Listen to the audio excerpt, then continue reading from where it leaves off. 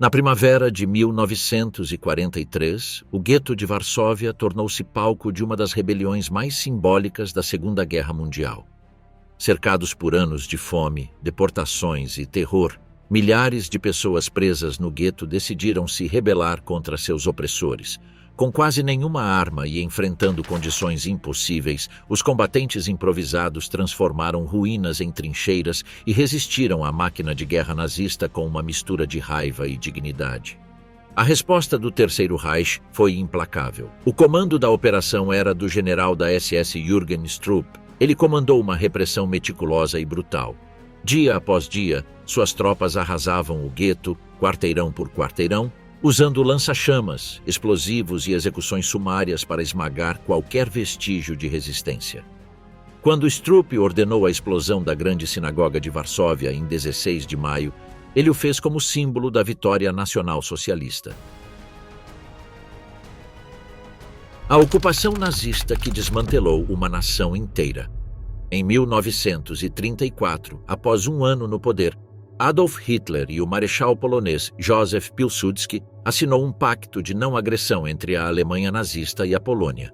Até então, as relações eram tensas. A Alemanha exigia a devolução dos territórios cedidos à Polônia durante a Primeira Guerra Mundial, após o Tratado de Versalhes, de modo que os seguidores de Hitler antes da guerra não apoiaram essa decisão.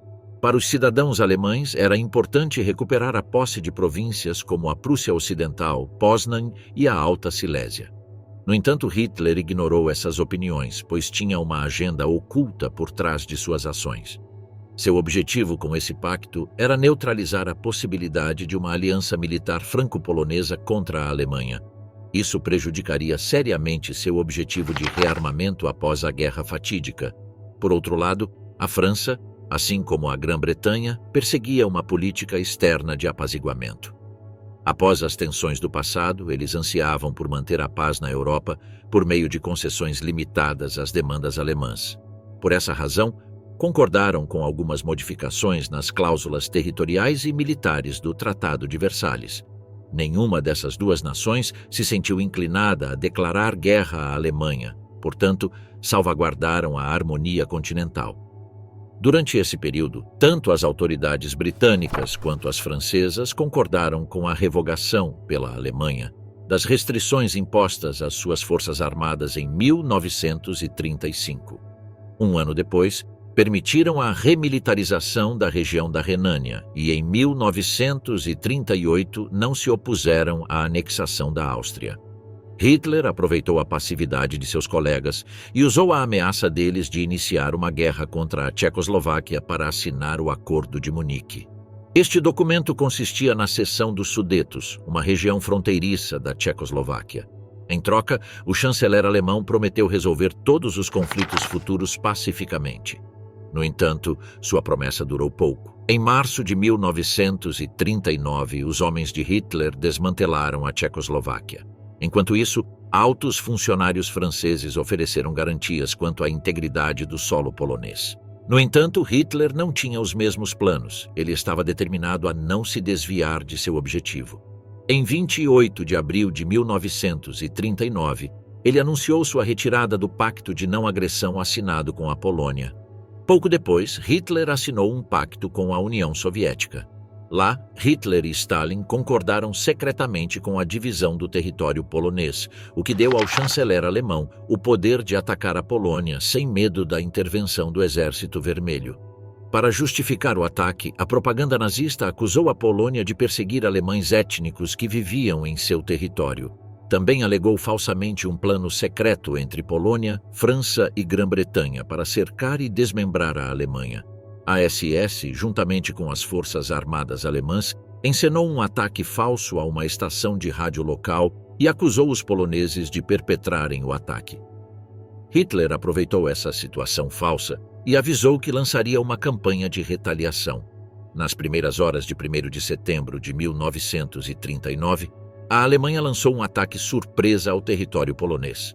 Mais de 2.000 tanques, apoiados por aproximadamente 900 bombardeiros e mais de 400 caças, entraram em território polonês para iniciar a ocupação.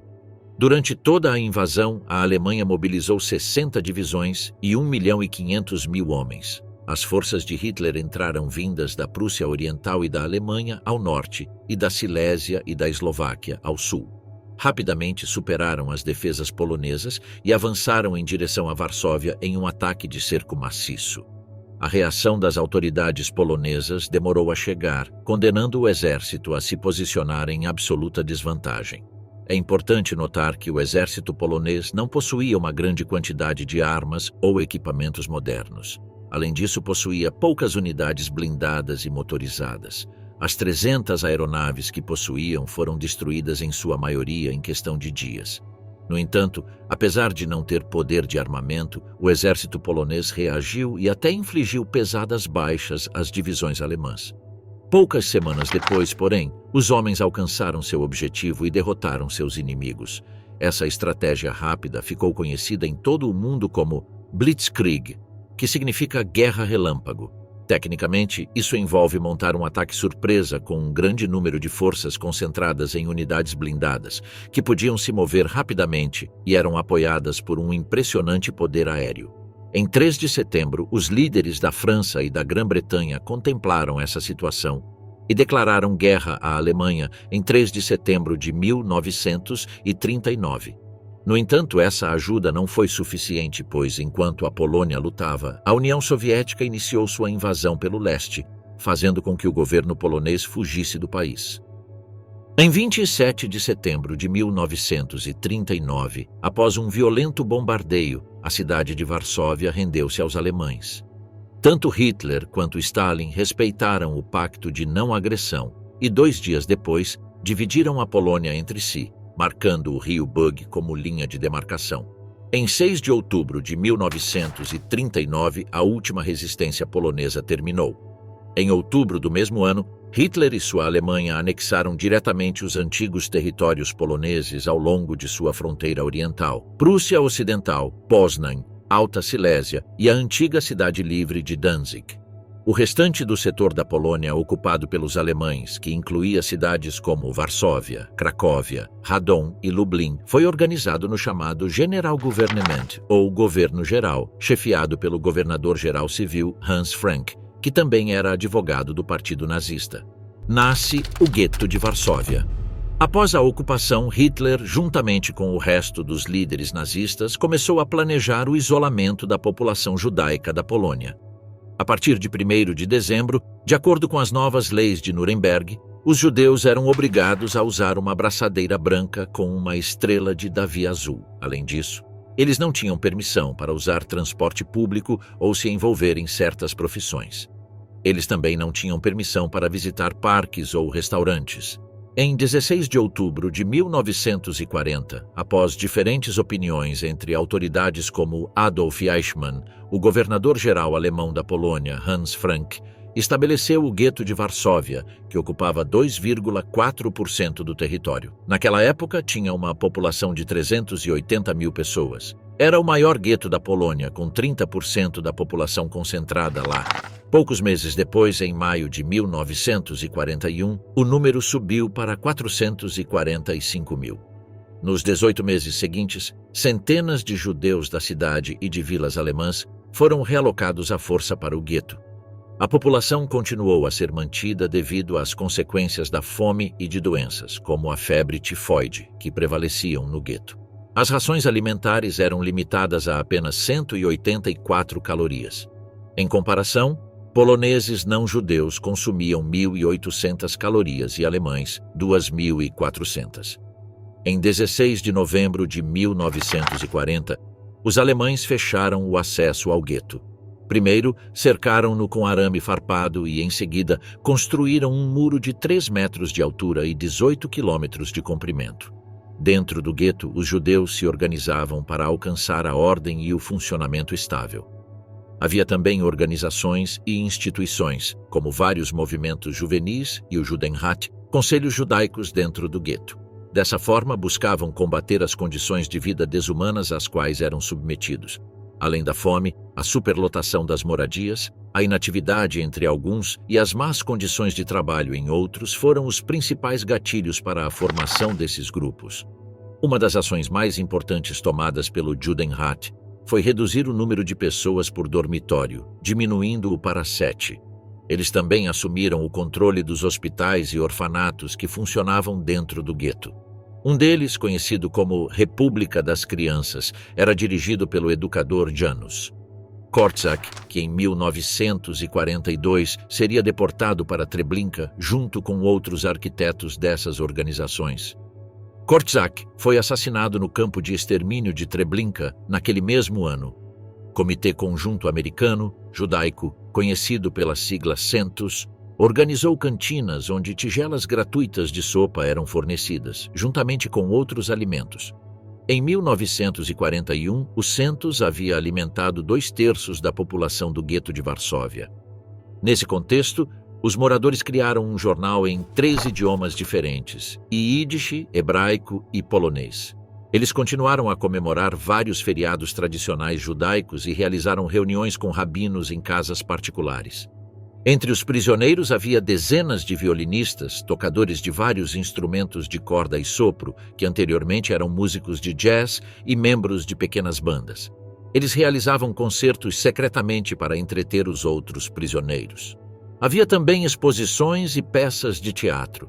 Em 20 de janeiro de 1942, após a Conferência de Wannsee, o alto comando nazista decidiu exterminar todos os judeus da Europa, no que chamaram de solução final. Rapidamente, iniciaram a construção do campo de extermínio de Treblinka, que teve início em maio de 1942 e foi inaugurado em julho do mesmo ano. Em 22 de julho, teve início a grande ação de recolocação. Todos os judeus foram deportados, exceto aqueles que trabalhavam em fábricas alemãs, funcionários de hospitais judeus, membros da polícia judaica com suas famílias, membros do Judenrat e seus parentes. Diariamente, a polícia judaica deveria levar aproximadamente 6.000 judeus ao ponto de encontro, conhecido como Umschlagplatz, localizado próximo aos trilhos da Transfertelle. Se isso não acontecesse, os comissários judeus sabiam que os alemães atirariam em centenas de reféns, incluindo a esposa de Adam Cherniakov, o primeiro líder do Judenrat. Em 23 de julho, Cherniakov cometeu suicídio, deixando um bilhete dizendo: "Não aguento mais, minha ação mostrará a todos o que deve ser feito." Cherniakov se recusou a entregar aos nazistas uma lista contendo milhares de nomes de crianças que seriam deportadas e massacradas. Por esse motivo, ele optou por apressar o fim de sua vida. Após essa tragédia, os suicídios tornaram-se uma ocorrência comum. Os prisioneiros judeus não podiam mais tolerar os maus tratos que haviam recebido e suspeitavam que o pior estava por vir. No mesmo dia do suicídio do líder do Judenrat, a resistência judaica se reuniu e decidiu não se revoltar, pois acreditavam que estavam sendo enviados para campos de trabalhos forçados, não para campos de extermínio. Até 21 de setembro, mais de 260.000 pessoas haviam sido enviadas para Treblinka e, em menor escala, para Majdanek. Entre agosto e setembro, os alemães e os aliados assumiram um papel mais direto nas deportações, aumentando o número de judeus que a polícia judaica podia transportar. Em comparação com os aproximadamente 65.000 deportados pelos aliados, as forças nazistas transportaram mais de 142.000 em agosto e quase 56.000 em setembro.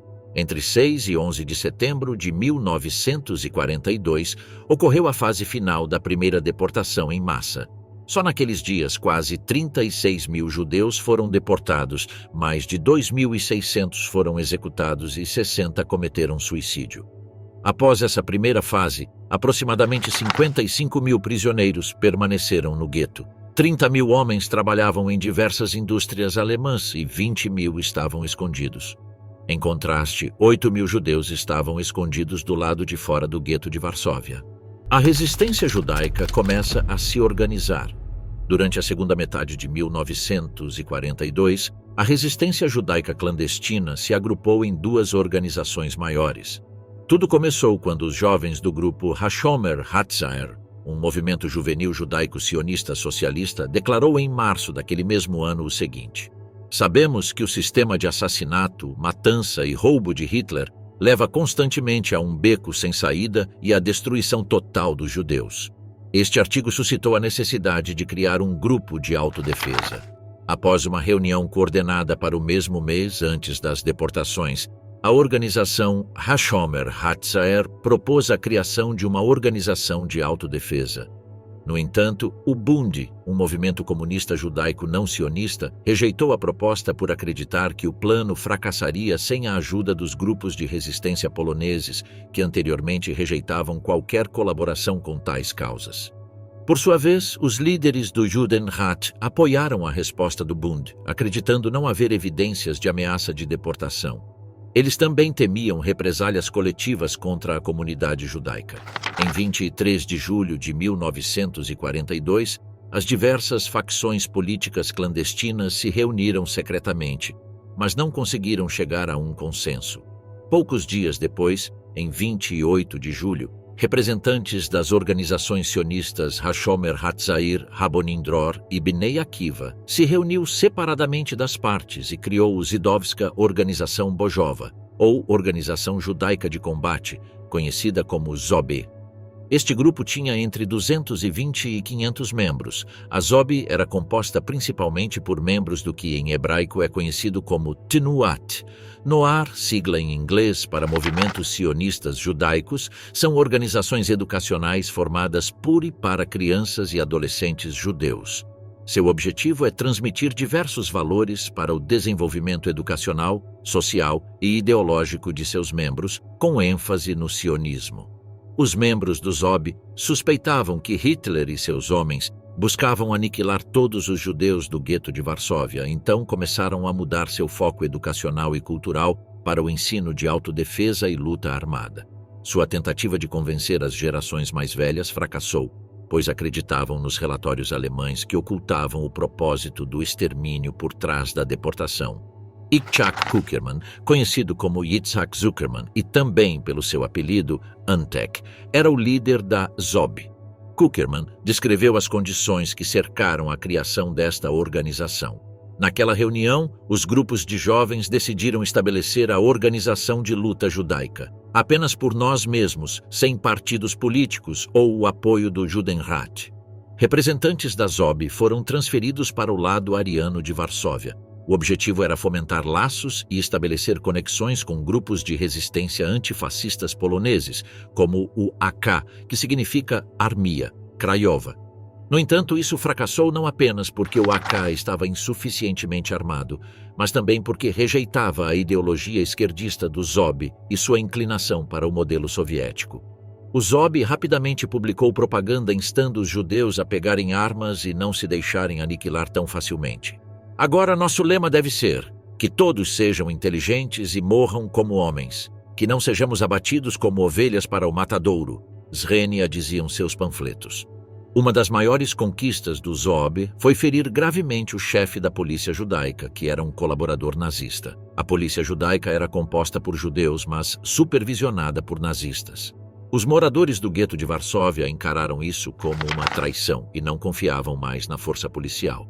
O ZOB começou a considerá-los colaboradores e emitiu decretos determinando que executariam qualquer um que ajudasse os nazistas.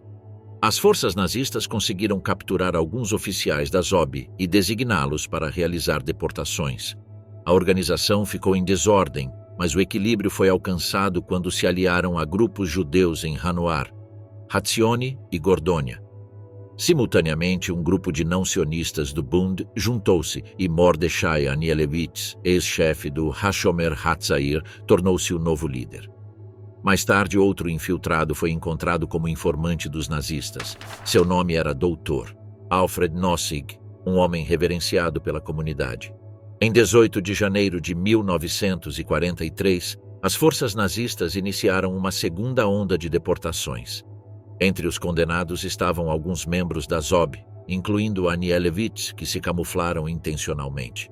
Após um sinal, esse grupo rebelde caminhou em formação e lutou contra os nazistas sob a mira de armas. A coluna se dispersou e a ZOB ganhou notoriedade. Até então, eles não eram muito populares no gueto, pois as pessoas comuns confiavam mais no Judenrat. Após o suicídio de Cherniakov, os judeus do gueto perderam a esperança. Então, a descoberta da ZOB lhes trouxe uma nova esperança, marcada pela rebelião armada. Outra organização que gerou entusiasmo nas pessoas foi a ZZW, Zidovski Związek Wojskowy, ou seja, União Militar Judaica, que tinha um número semelhante de membros ao ZOB. Os líderes e membros do ZZW estavam convencidos de que, se quisessem vencer, teriam que resistir agressivamente à opressão. Suas armas consistiam principalmente de pistolas e revólveres, dispositivos explosivos caseiros e coquetéis Molotov. O ZZW estava mais bem armado que o ZOB, pois mantinha contatos clandestinos fora do gueto, como o AK. Emanuel Ringelblum, um historiador judeu polonês que conseguiu escapar do gueto, mas foi descoberto e posteriormente assassinado em 1944, visitou um depósito de armas do ZW escondido no porão da rua Muranovska. Em suas anotações, ele escreveu: "Eles estavam armados com revólveres nos cintos. Nos espaçosos aposentos havia vários tipos de armas: metralhadoras leves, rifles, revólveres de vários tipos, granadas de mão, bolsas de munição, uniformes alemães, etc. Todos foram utilizados ao máximo na ação de abril. Durante minha estadia lá, foi feita uma compra de armas de um ex-oficial do exército polonês no valor de 250 mil zlotys. Uma quantia de 50 mil zlotys foi paga a prazo. 2 metralhadoras foram compradas por 40 mil zlotys cada e uma grande quantidade de granadas de mão e bombas. Membros da ZOB e da ZZW realizaram várias reuniões com o objetivo de chegar a um acordo e se fundir em uma única organização para enfrentar um novo desafio: a revolta do gueto de Varsóvia. No entanto, a ZOB se considerava a principal organização do gueto, enquanto a ZZW acreditava ter melhor treinamento, maior educação e armas superiores. A ZZW buscava liderar a ação devido à sua preparação militar superior e, por sua vez, discordava que as armas dos insurgentes fossem armazenadas em armazéns conjuntos. A ZOB também solicitou que, no caso de uma possível aliança, os subordinados da ZZW se juntassem à ZOB individualmente e não como uma organização completa. Ao mesmo tempo, a ZZW desconfiava do Bund, que mantinha relações estreitas com a ZOB devido aos seus contatos com socialistas poloneses. Por esse motivo, tal aliança não existia, e ambas as organizações continuaram separadamente. Em 21 de janeiro, após capturar entre 5.000 e 6.000 moradores do gueto para deportação, os soldados alemães decidiram suspender as deportações. Os grupos de resistência comemoraram a notícia e sentiram que haviam dado um passo importante. No entanto, sabiam que não podiam confiar no inimigo, então construíram bunkers e abrigos subterrâneos caso os nazistas decidissem reativar uma última deportação e uma revolta se tornasse necessária. Os ZZW e os ZOB estavam certos, a revolta do gueto de Varsóvia se tornaria realidade. A última batalha do gueto de Varsóvia. Em 19 de abril, Pesach, a Páscoa judaica, começou. Mesmo em tempos hostis, os judeus do gueto observavam seus costumes e tradições, encontrando um motivo para celebrar na escuridão. As forças alemãs aproveitaram o relaxamento e entraram no gueto pela manhã. Conforme planejado pelos oficiais alemães, as ruas do gueto estavam desertas. Os moradores restantes se esconderam em esconderijos ou bunkers. Um dos sobreviventes do pós-guerra, Marek Edelman, que fazia parte da resistência, disse o seguinte em uma entrevista conduzida pela jornalista Hannah Krall em 1977. Naquele dia, a liquidação do gueto deveria começar. Recebemos telefonemas do lado ariano informando que os alemães já estavam se preparando, que já haviam cercado os muros. Na noite do dia 18, nós 5 nos reunimos na casa de Anielewicz, todo o Estado-Maior. Eu era talvez o mais velho. Tinha 22 anos, Anielewicz era um ano mais novo. Em suma, nós 5 juntos tínhamos um total de 110 anos. Ao ouvirem os passos de mais de 2.000 soldados, seguidos de palavras em alto e bom som em alemão, a ZOB e a ZZW entraram em alerta, prontas para resistir. Comandante Mordechai Anielewicz comandava os cerca de 70 combatentes judeus armados com rifles, algumas armas automáticas, pistolas e granadas caseiras. Embora os alemães esperassem encontrar resistência dos prisioneiros, ficaram surpresos ao descobrir que estavam preparados para o combate. Logo no início, o comandante da SS, Jürgen Strupp, relatou a perda de 12 homens, mortos e feridos. A reação alemã veio no terceiro dia. As forças policiais e a brigada de Stroop esperaram até 21 de abril para mostrar seu rigor. Eles entraram ferozmente em cada uma das casas, bunkers e esconderijos. A resistência fez ataques esporádicos enquanto buscava proteção. Os dias passaram e as ruas do gueto estavam cheias de escombros. Em 8 de maio, Anielewicz e seus homens lutaram contra dezenas de soldados alemães, mas não conseguiram conter seu poder. Anielewicz foi morto instantaneamente na rua Mila, 18.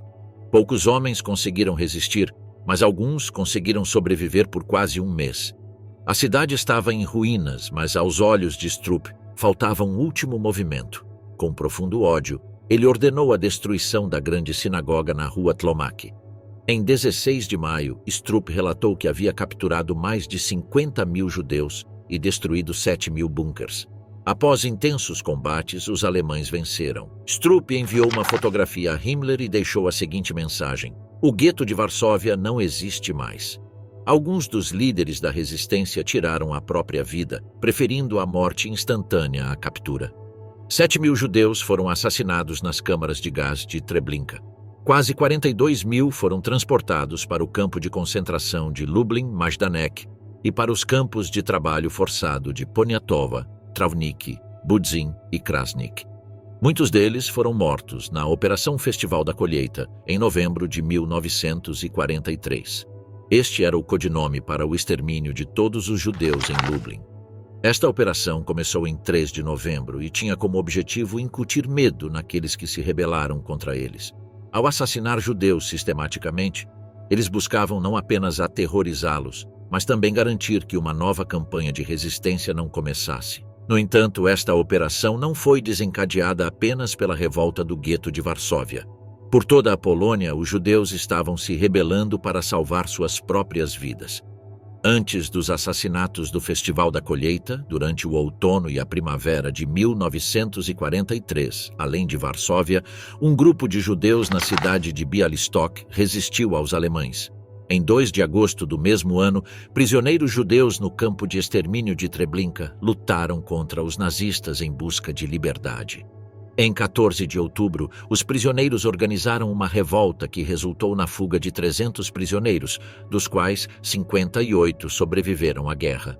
Após as revoltas de prisioneiros em Treblinka e Sobibor, os campos de extermínio de Aktion Reinhard foram liquidados. Seguindo uma ordem do chefe da SS Heinrich Himmler, o Festival da Colheita começou em 3 de novembro, quando mais de 43.000 indivíduos que não conseguiram escapar dos campos foram liquidados. Oficiais da SS e policiais cercaram os campos de trabalho de Travnik e Poniatowa. Eles rapidamente cercaram todos os judeus e atiraram neles em covas especialmente cavadas.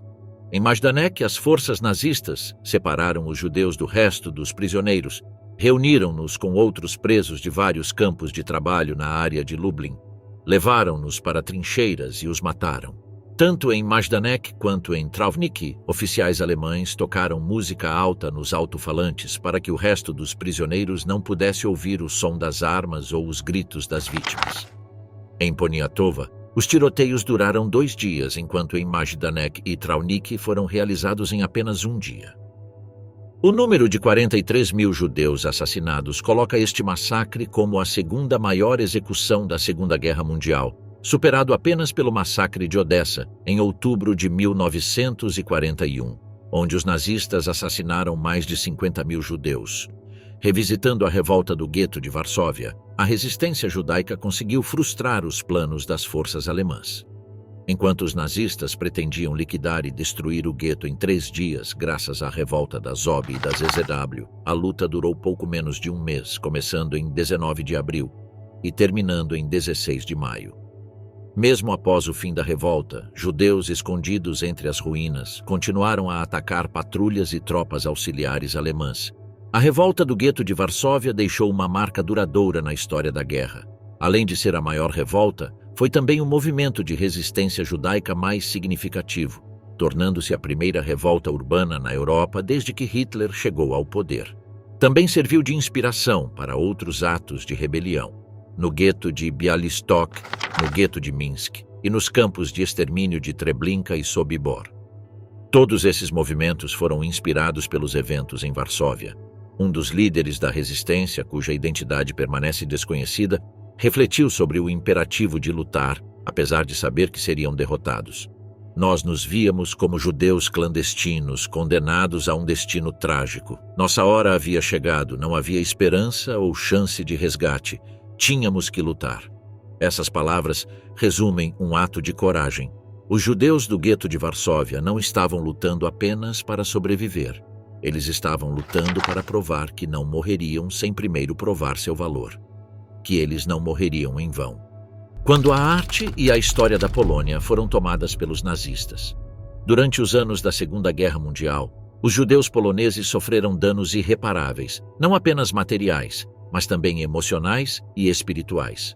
Os alemães roubaram-lhes a cultura e a vida cotidiana.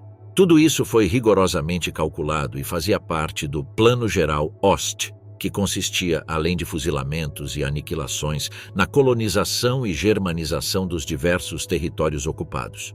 Os principais arquitetos dessa mudança foram Hans Frank, governador do governo geral da Polônia, e Joseph Goebbels, ministro da propaganda nazista.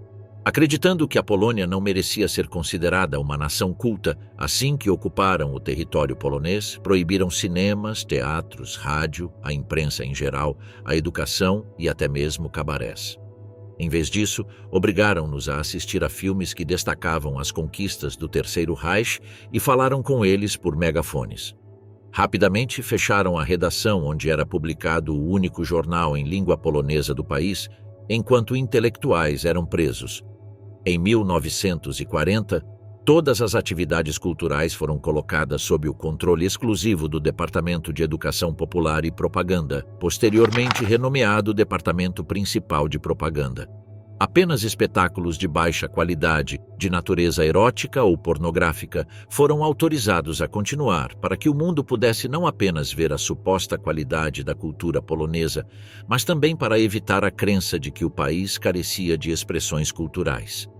Os homens de Hitler convocaram vários críticos estrangeiros para avaliar a qualidade dos espetáculos. Poucos meses depois, livros em polonês foram proibidos. As publicações foram interrompidas e a maioria dos títulos existentes foi censurada. Enquanto isso, os alemães, supervisionados pelos Einsatzgruppen, os Haupttreuhandstelle, Ost e a SS Anhenerbe, saquearam objetos de arte e os levaram para a Alemanha. Em 1942, 90% das obras de arte polonesas, segundo dados do governo nazista, estavam na Alemanha. Algumas dessas obras foram exibidas no Führermuseum em Linz, Áustria. Havia obras de Leonardo da Vinci, Rafael, Rembrandt e outros. Eles roubaram mais de 500 mil obras de arte, incluindo quase 3 mil pinturas de pintores europeus, 11 mil de pintores poloneses, 1.400 esculturas, 75 mil manuscritos, 25 mil mapas e 90 mil livros. Eles até levaram animais exóticos de zoológicos. Com o passar dos meses, centros de ensino e cultura, como universidades, escolas, bibliotecas, cinemas, teatros e museus na Polônia, foram fechados ou designados como Nur, für Deutsche, alemão apenas para alemães. Eles eram estritamente proibidos de entrar em edifícios religiosos, e até mesmo poloneses eram proibidos de participar dos cultos. Dos 175 museus que existiam na Polônia antes da guerra, apenas 105 conseguiram sobreviver e apenas 33 reabriram ao público. Das mais de 600 instituições científicas, metade foi destruída e muito poucas sobreviveram intactas. Durante a Sonderaktion Krakau, uma operação contra professores e acadêmicos da Universidade Jagiellônica e outras universidades de Cracóvia, e o massacre dos professores de Luau, fizeram com que a Polônia perdesse grande parte de seus profissionais. Ao longo da guerra, a Polônia perdeu metade de seus médicos e dentistas, muitos de seus advogados, quase 25% de seus professores e 20% de seu clero. Os poloneses ficaram com quase nada, mas continuaram a lutar por seus direitos e liberdades. Armia Krajowa, Força Oculta da Polônia. Vários anos antes da criação da ZOB e da ZZW, havia uma organização de resistência que buscava confrontar o poder alemão. Em 27 de setembro de 1939, um grupo de oficiais da resistência polonesa formou a Służba, Duas mãos Polski, que em inglês significa Serviço pela Vitória da Polônia. Em janeiro de 1940, o ZWZT Związek surgiu desta organização. Walki Zbrojnej, Liga da Luta Armada, conhecida como ZWZ, comandada por Howek Groch. Em 1942, seu nome foi alterado para Armia Krajowa, que significa Exército da Pátria. Em 1943, Groch foi preso e seu sucessor foi Tadeusz Bor Komorowski. Entre 1941 e 1944, Armia Krajowa começou a se vingar ativamente de seus invasores. Eles descarrilaram quase 700 trens, explodiram 40 pontes, realizaram 25 mil atos de sabotagem e executaram 570 ataques contra as forças de ocupação. A partir de 1943, dentro da luta armada, o grupo foi organizado em equipes de guerrilha e participou de mais de 170 batalhas contra os alemães. Durante a revolta do gueto de Varsóvia, eles desempenharam um papel fundamental e, mais tarde, ajudaram a libertar prisioneiros e reféns durante ataques contra as forças alemãs. Eles organizaram vários ataques e operações de inteligência. Eles eliminaram importantes colaboradores nazistas e oficiais da Gestapo. Juntamente com a Grã-Bretanha, eles projetaram uma poderosa rede de espionagem espalhada por toda a Polônia. Com absoluta discrição, eles enviaram mensagens para Londres. Lá, eles foram recebidos por membros exilados do antigo governo polonês, que por sua vez encaminharam as mensagens para os serviços de inteligência britânicos. Krajowa participou de importantes operações durante a Segunda Guerra Mundial, como a Operação Garland, em 1942, onde sabotaram o transporte ferroviário nazista. A Operação Belt, em 1947-1943, que consistiu em uma série de ataques contra postos de fronteira nazistas na fronteira entre o governo geral e os territórios anexados pelo Terceiro Reich. E a Operação Tempestade, em 1944, baseada em uma série de levantes nacionais com o objetivo de tomar o controle de cidades e áreas onde as forças nazistas preparavam defesas contra o Exército Vermelho. Um desses levantes foi a Revolta do Gueto de Varsóvia. Outros símbolos dessa operação são a revolta conhecida como Operação Ostra Brama em Wilno e a Revolta de Luał contra os soviéticos. Durante a Revolta do Gueto de Varsóvia, duas unidades exclusivamente femininas foram criadas, representando 10% do exército. Krajowa eram mulheres, unidade de demolição e unidade de sistema de esgoto. Muitas delas participaram da resistência de Varsóvia como profissionais de saúde, atuando como enfermeiras, médicas, padioleiros ou mensageiras. Ao final da revolta, 5.000 mulheres haviam morrido, enquanto 2.000 foram presas. A maioria delas foi enviada para o Stalag 6, campo de Oberlangen. O Krajowa foi uma das equipes que, diante das adversidades, lutou sem desistir. Exército Popular da Frente. Outro grupo de resistência polonês foi o Armia Ludowa, criado na reta final da guerra em 1944. Poucos anos antes, um movimento chamado Guardia havia começado a se formar. A Ludowa, que significava Guarda Popular, era patrocinada por comunistas poloneses exilados na União Soviética. Em 1º de novembro de 1944, o Conselho Nacional de Estado a formalizou e contribuiu com tropas e armas. Com essa colaboração, seu número de membros cresceu rapidamente de 10.000 para 40.000. Em Armia Ludowa era uma mistura de oficiais do Exército Vermelho, guerrilheiros e civis poloneses de filiação comunista. Eles tinham menos tropas que o Exército Vermelho. Krajowa, mas a ajuda material soviética era importante para ter maiores recursos de armamento. De qualquer forma, o exército Krajowa era melhor estruturada e seus homens tinham maior disciplina. Exército Ludowa, também conhecida como AL, participou de 900 operações, matando mais de 20.000 alemães, descarrilando 350 trens e destruindo quase 80. No entanto, esses números têm sido contestados, pois a propaganda comunista do pós-guerra na República Popular da Polônia teria exagerado os feitos. De acordo com o historiador polonês Piotr Gontarczyk, apenas 5% a 10% das ações da AL ocorreram durante a Segunda Guerra Mundial. Além disso, nem todos os alemães mortos faziam parte das forças militares. mas vários deles eram civis. O historiador americano de origem polonesa Mieczysław Biskupski mencionou que AL deu mais importância à luta contra a Armia Krajowa do que contra soldados alemães. Aliás, ela afirma que eles costumavam fazer ligações anônimas para a Gestapo, relatando as ações dos alemães. Krajowa. 500 homens pertencentes à AL foram enviados ao gueto de Varsóvia para lutar contra os alemães.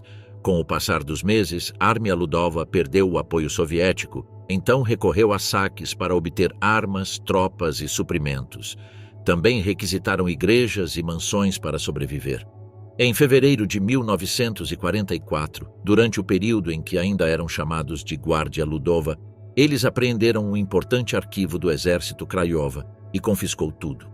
O restante foi entregue à Gestapo. Como resultado, 7.000 homens foram feitos prisioneiros. Rebeldes de Varsóvia. Além de participar ativamente na revolta do gueto de Varsóvia, o Armia Krajowa foi fundamental na revolta de Varsóvia. Durante 1944, as autoridades polacas no exílio e os líderes do exército Krajowa descreu de um possível apoio da União Soviética e entendeu que teria que se defender sozinho contra o ataque alemão. Um ano antes, durante o massacre de Katyn, o Exército Vermelho deixou claras suas intenções assassinando milhares de oficiais poloneses. Nos últimos meses, eles observaram como os homens de Stalin colaboraram na libertação de outros países europeus e entenderam que Stalin não buscaria restaurar a democracia na Polônia, mas sim uma nova ocupação soviética. Por essa razão, do exílio, o governo polonês ordenou que o Exército Vermelho, Krajowa, que tinha a missão de libertar a Polônia antes da chegada do Exército Vermelho. Em 13 de julho de 1944, as forças soviéticas alcançaram a antiga fronteira polaco-soviética. Os homens do exército Krajowa sabiam que a União Soviética os acusava de colaborar com os nazistas e os chamava de covardes. Eles também tinham o precedente da revolta de Wilno, na qual membros do exército, os Krajowa que foram capturados, acabaram executados ou cativos nos gulags soviéticos. Em 27 de julho, Hans Frank ordenou que 100.000 poloneses construíssem inúmeras fortificações em várias partes de Varsóvia. Os líderes do AK viam essa ação como uma forma de desmantelar a resistência. Por esse motivo, persuadiram os civis a desobedecer à ordem. Ao mesmo tempo, a propaganda soviética continuou a desacreditar o Armia Krajowa, acusando-os de não quererem lutar e de esperarem inertes que o Exército Vermelho lhes devolvesse a liberdade. Um dia depois, as primeiras tropas soviéticas posicionaram-se às margens do rio Vístula para lutar contra os alemães na Batalha de Radzymin. O AK estava preocupado que os alemães descobrissem que civis poloneses haviam desobedecido ao seu pedido de fortificações. Então optaram por antecipar a revolta e, em 1º de agosto de 1944, começaram a se mobilizar. O exército polonês contava com 50.000 homens, incluindo homens, mulheres e crianças. Desse grupo, saíram 23.000 veteranos que não tinham experiência como soldados regulares, mas sim como combatentes guerrilheiros. Entre eles, não estavam apenas membros do exército Krajowa, mas outros grupos partidários independentes responderam ao chamado, incluindo alguns judeus que conseguiram escapar do gueto de Varsóvia.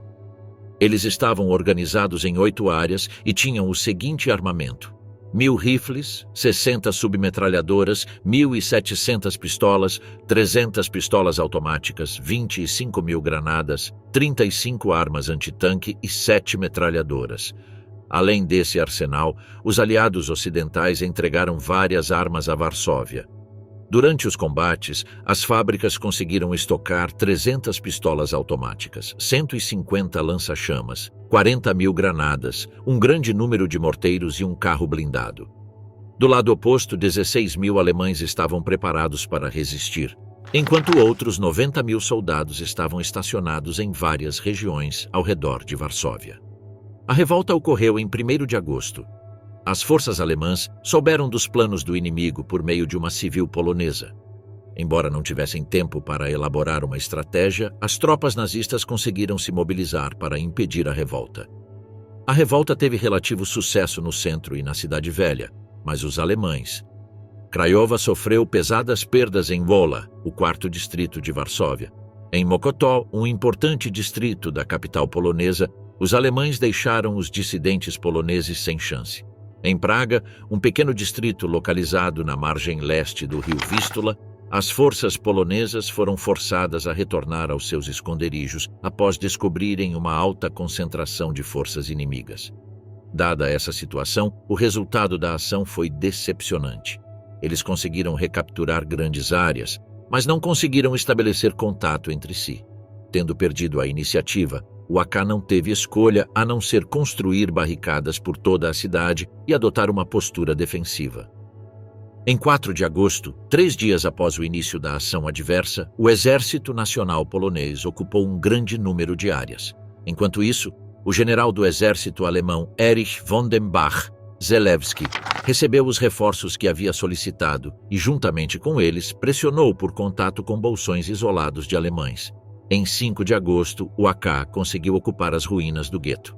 Naquele dia, o tenente-general alemão Heinz Reinfeldt recebeu a ordem de Hitler, ordenando-lhe que transformasse a cidade em um lago. Reinfeldt tomou nota do pedido e deu início ao que ficou conhecido como o Massacre de Wola, que durou até 8 de agosto, e, segundo várias fontes, resultou em um número de mortos entre 40.000 e 100.000. Com esse tipo de ação, os nazistas acreditavam que desmoralizariam seus inimigos e os forçariam a se render. No entanto, o Exército Nacional entendeu esse massacre de forma diferente. Ao ver que todos os capturados eram mortos instantaneamente, sua força de vontade aumentou, pois não tinham escolha, era matar ou ser morto. Os comandantes alemães tomaram nota disso e, após um período de tempo razoável, trataram os detidos como prisioneiros de guerra. Em 5 de agosto, dezenas de tanques alemães invadiram a cidade, com civis poloneses se agarrando a eles como escudos humanos. Após 2 dias de intensos combates, o exército alemão conseguiu dividir o distrito de Wola em 2 e chegou à Praça Bankowy. Entre 9 e 18 de agosto, batalhas ferozes eclodiram entre nazistas e poloneses, encharcando de sangue toda a cidade velha e a área ao redor da Praça Bankowy. A Luftwaffe bombardeou hospitais com bandeiras da Cruz Vermelha, como havia feito durante a invasão da Polônia, matando centenas de médicos e enfermeiros. No final de agosto, os poloneses tiveram que se retirar da Cidade Velha. Em 2 de setembro, quase 6.000 homens e mulheres recuaram pelos esgotos, que na época eram um importante meio de comunicação e transporte para a resistência. Com a chegada de bombardeiros alemães e do supercanhão Mörser-Gerät Ziel, um morteiro de cerco autopropulsado, a derrota da resistência estava garantida. Enquanto isso, membros do AK assistiam tristemente à demolição de dezenas de prédios. A Polônia sob o punho soviético.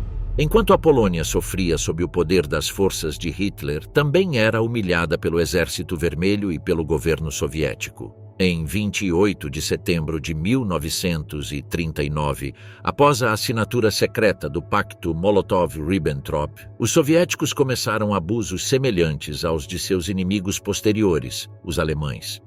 Em questões territoriais e geopolíticas, a outrora soberana Lituânia ficou sob controle soviético, sob o nome de República Socialista Soviética da Lituânia. Assim, a linha de demarcação que atravessava a Polônia Central foi deslocada para o leste, concedendo ao Terceiro Reich uma parcela maior de terras polonesas. Por sua vez, a União Soviética apreendeu as terras a leste dos rios Pisa, Narew, Bug e San. Todo esse território cobria aproximadamente 200.000 quilômetros quadrados e abrigava quase 14 milhões de pessoas. É importante notar que em nenhum momento a União Soviética declarou oficialmente guerra à Polônia, e desde o início da invasão, parou de reconhecer o Estado polonês como tal. Os soviéticos não classificaram os militares poloneses como prisioneiros de guerra, mas sim como rebeldes contra o novo governo soviético. Inicialmente, mais de 250.000 prisioneiros de guerra poloneses foram capturados nas terras fronteiriças pela NKVD durante e após a invasão. A situação desses cativos era incerta e desesperadora, porque a União Soviética não havia assinado nenhuma convenção internacional sobre regras de guerra, então eles tiveram seu status legal negado. Os oficiais capturados foram mortos ou enviados para o Gulag soviético. Durante o massacre de Katyn, essa mesma polícia secreta aniquilou aproximadamente 22 mil poloneses. Ao longo da invasão, os soviéticos mataram dezenas de milhares de prisioneiros de guerra poloneses. Stalin e o restante das autoridades soviéticas acusaram o Estado polonês pré-guerra de cometer crimes contra a revolução. Assim, uma vez no poder, prenderam um grande número de intelectuais, ex-funcionários públicos, clérigos, políticos e cientistas. Também prenderam cidadãos comuns considerados uma ameaça ao regime soviético. Nos primeiros 2 anos, as prisões abrigaram aproximadamente 500 mil poloneses. Entre os presos estavam os ex-primeiros ministros Leon Kozlowski, Aleksander Pristor, Stanisław Grabski e Stanisław Glabinski. Jornalistas e poetas renomados como Władysław também foram privados de sua liberdade. Broniewski, Alexander Watt, Leopold Levin, Tadeusz Piper, Theodor Parnik, Marian Tchuknovsky e Anatol Stern. Julgamentos espetáculo eram a ordem do dia e mais de 65 mil poloneses acabaram atrás das grades por esse meio. Desde o início da ocupação, o Exército Vermelho semeou confusão entre os habitantes da Polônia. Rapidamente espalhou a notícia de que sua chegada os protegeria e os salvaria da ameaça nazista. O avanço soviético surpreendeu todas as comunidades polonesas e seus respectivos líderes, que não haviam sido orientados sobre como responder a uma invasão bolchevique. Inicialmente, tanto poloneses quanto judeus preferiam o regime soviético ao alemão. No entanto, as forças de Stalin provaram a eles que não eram mais gentis do que os homens de Hitler. Podiam ser igualmente hostis e destrutivos, independentemente das ideologias envolvidas. Os soviéticos iniciaram seu plano de confisco, nacionalização e redistribuição de propriedades polonesas, tanto estatais quanto privadas. Além de requisitar todos os tipos de bens, também confiscaram alimentos. A NKVD, por sua vez, iniciou um programa de reforma agrária, no qual os proprietários de grandes extensões de terra foram rotulados de kulaks e, portanto, desapropriados. Essas extensões de terra foram distribuídas entre camponeses e pessoas de baixa renda. No entanto, eles também iniciaram um processo de coletivização forçada. Essa ação anulou todas as conquistas políticas alcançadas antes da reforma agrária. Mas a situação continuou a prevalecer na Polônia. Além das sentenças de prisão, as deportações eram abundantes. Somente nos 2 primeiros anos, 100 mil poloneses sofreram essa dureza em primeira mão. As prisões ficaram superlotadas e os detidos foram acusados de atividades antissoviéticas. Cidades da região estavam cheias de prisões improvisadas criadas pela NKVD. As prisões estavam sobrecarregadas e os invasores não tiveram escolha a não ser construir novas. Aproximadamente 1 milhão de poloneses foram enviados para a Sibéria, 55% dos quais eram mulheres que sofreram violência sexual brutal e angustiante. Outro grande número de deportados acabou no Krai de Khabarovsk e no Cazaquistão. Ao mesmo tempo, a identidade polonesa perdia valor. O governo soviético não recorreu a fundamentos racistas para formular políticas. Pelo contrário, buscou incutir a ideologia soviética por meio de medidas stalinistas. O objetivo final era alcançar a sovietização completa do território juntamente com a russificação da região. Buscavam disseminar a língua e a cultura nos países conquistados. Em 22 de outubro de 1939, realizaram eleições escalonadas para os sovietes supremos dentro do corpo legislativo. O resultado indicou a anexação soviética da Polônia Oriental. Posteriormente, as instituições estatais polonesas foram desmanteladas e fechadas, apenas para serem reabertas sob supervisores nomeados pelos soviéticos.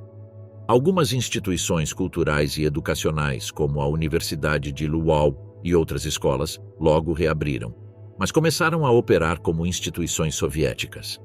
Língua e literatura russas eram disciplinas obrigatórias. Essas medidas buscavam apagar a língua polonesa, que não era incluída na educação regular. Gradualmente, as universidades de Kharkiv, Kiev e Lviv foram abertas. O plano de sovietização avançou implacavelmente, alcançando seu objetivo. Qualquer vestígio da história polonesa ou qualquer elemento que deixasse uma marca do Estado polonês foi completamente eliminado. em 21 de dezembro de 1939, a moeda polonesa foi retirada de circulação e substituída pelo rublo soviético. Isso significou que tanto a poupança quanto o dinheiro para gastos imediatos mantidos pelos poloneses foram anulados.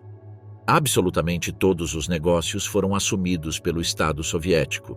Por outro lado, a agricultura foi coletivizada. A mídia passou para as mãos de Stalin e seus homens. Todos os partidos políticos e organizações semelhantes foram desmantelados. Somente o Partido Comunista foi autorizado a existir. Além disso, todas as religiões foram censuradas, incluindo sinagogas, igrejas e vários templos religiosos.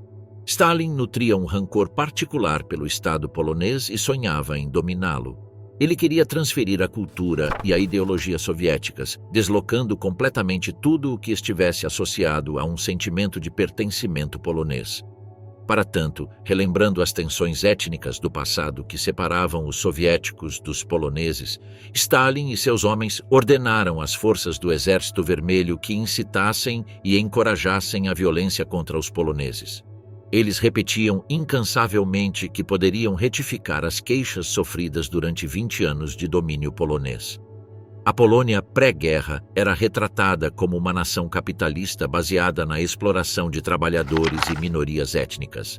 A propaganda soviética explorava essas calúnias, alegando que o tratamento injusto de não-poloneses pela Segunda República Polonesa justificava inequivocamente seu desmembramento. Autoridades soviéticas incitavam publicamente assassinatos e roubos. Como o pacto aliado afetou o futuro político da Polônia no pós-guerra? Em 30 de julho de 1941, poloneses e soviéticos estabeleceram relações diplomáticas por meio do Acordo Sikorski-Maïski, assinado em Londres. Lá, o primeiro-ministro polonês Władysław Sikorski e o embaixador soviético no Reino Unido Ivan Maïski discutiu as condições e selou o pacto. Após a Operação Barbarossa, a invasão alemã da União Soviética, que começou em 22 de junho daquele ano, Stalin precisava urgentemente de ajuda de países que lutavam contra ou simplesmente se opunham à nação de Hitler. O secretário de Relações Exteriores britânico Anthony Eden contatou Sikorski para iniciar negociações com Maïski e retomar os laços diplomáticos. Após a assinatura, uma aliança militar adicional entre as duas forças foi alcançada em 14 de agosto em Moscou. Consequentemente, Stalin declarou nulos e sem efeito os pactos que havia assinado anteriormente com a Alemanha nazista, que incluíam acordos e concessões entre as duas nações. Ele também concordou com a invalidação da partição polonesa e a libertação de dezenas de milhares de prisioneiros de guerra poloneses mantidos em vários campos soviéticos. Em 12 de agosto, cidadãos e prisioneiros poloneses receberam anistia. Pouco depois, eles formaram novas forças militares conhecidas como Exército de Anders, supervisionadas pelo general Władysław Anders. No entanto, as relações entre os dois países permaneceram tensas, pois o paradeiro de muitos poloneses era desconhecido. Essa situação perdurou por mais 2 anos. Em 1943, a União Soviética e a Polônia romperam relações e continuaram a inimizade, recusando-se a fornecer um exame independente das recém-descobertas fossas funerárias de Katyn. Em junho de 1944, as deportações continuaram. Quase 40 mil soldados e oficiais do Estado subterrâneo polonês recusaram-se a se juntar ao Exército Vermelho. Um ano depois, mais 50 mil pessoas foram deportadas para campos de trabalhos forçados. No outono de 1944, quase 25 mil combatentes clandestinos poloneses, incluindo 300 oficiais de alta patente, foram capturados por unidades da NKVD e grupos operacionais da Smersh e deportados para os gulags. Em 1945, as forças alemãs começaram a ser empurradas para o oeste. A soberania formal da Polônia foi restabelecida pelo governo provisório da República da Polônia. No entanto, o país permaneceu sob ocupação militar controlada pelo Grupo de Forças do Norte Soviético por muitos anos. Entre 1944 e 1946, milhares de combatentes da independência polonesa se opuseram ferozmente ao novo regime comunista.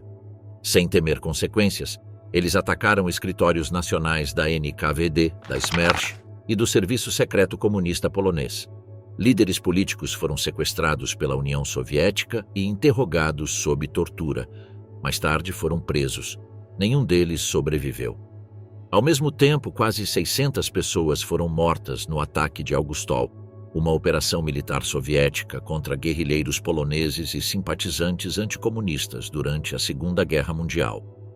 Durante esse período, os estupros de mulheres aumentaram drasticamente, especialmente em áreas mistas de poloneses e alemães, como Silésia, Masúria e Pomerânia.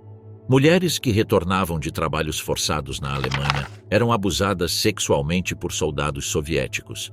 A União Soviética continuou a exercer poder na Polônia até 1991, após a Guerra Fria. Nesse momento, os cidadãos poloneses recuperaram sua liberdade e a República da Polônia recuperou sua independência. Isso foi tudo. Até a próxima!